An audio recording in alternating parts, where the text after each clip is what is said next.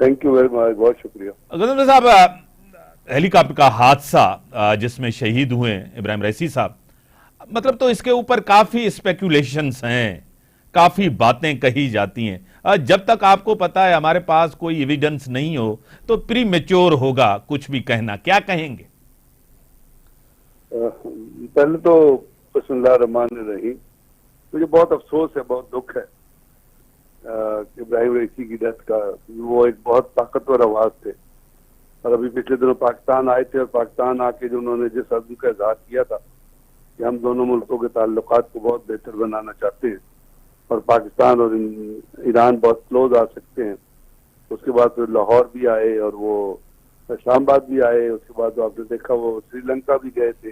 वो एक regional connectivity का उनका प्लान था, और आपको पता है चाइना के साथ ईरान का 25 साल का पार्टनरशिप माहिदा भी चल रहा था। और बहुत पावरफुल आवाज थे, खासतौर पर जो कुछ उन्होंने अपनी आवाज बुलंद की इसराइल में, जो जेनोसाइड इसराइल कर रहा है, जो लोगों को मार रहा है, जो बच्चों को मार रहा है, औरतों को मार रहा है, इन तमाम चीजों में जो जेनोसाइड के खिलाफ वो खड़े हुए एक बहुत पावरफुल आवाज के तौर पे, जिसके नतीजे में उससे पहले कासिम सुलेमानी को टारगेट किया था मुसाद ने, और उसके बाद आपको पता इसराइल दहशतगर्द ने, नेतन्याहू फैसिस्ट ने ईरान की एम्बेसी पे हमला किया, उनमें उनके जनरल ऑफिसर को शहीद कर दिया। अब उसकी कंटिन्यूटी में ये तीसरा शहादत का वाकया है ईरान के अंदर, जो ईरान के प्रेसिडेंट को जो है वो हिट किया गया है। मुझे बहुत अफसोस है, बहुत दुख है, और हम ईरानियन के गम में बराबर के शरीक हैं। वो एक खित्ते की मुसलमानों की बहुत ताकतवर आवाज थे, और बहुत तजर्बाकार और बड़े विजनरी लीडर थे।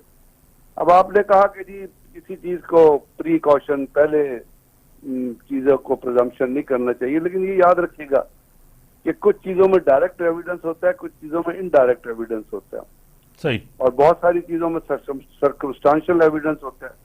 अब हमें पता है कि एक हेलीकॉप्टर अगर क्रैश होता है तो उसकी क्या वजह होती है, अगर हेलीकॉप्टर फिजा में फटता है तो उसका क्या असर होता है, और उसकी क्या वजह होती है, क्या रीजन होती है। आपको पता है जंग का जहाज C-130 जो एक बहुत कंफर्टेबल और बहुत बहुत ही सेफ जहाज दुनिया में, सेफेस्ट जहाज गिना चाहता है दुनिया में। बहुत सारे C-130 है, बहुत कम है जिनका एक्सीडेंट हुए। अभी तो C-130 गैलेक्सी और उसकी नई वर्जन भी आ गई।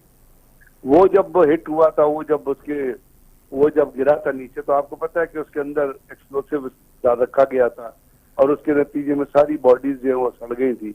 लोगों के जिस्म जो मिले थे उनमें रिकग्निशन नहीं हो रही थी।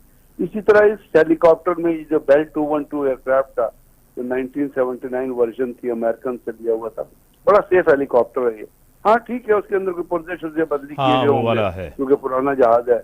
अब तो भी उसकी नई वर्जन बेल 412 आ गई है।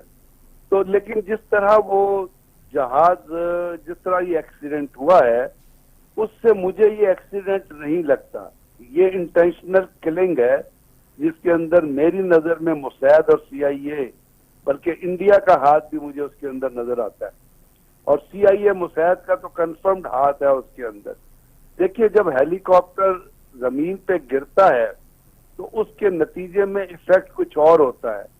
उसमें होता ही है कि बॉडीज जो है डिकम्पोज तो नहीं होती, बॉडी टूट जाती है, लिम्स टूट जाते हैं।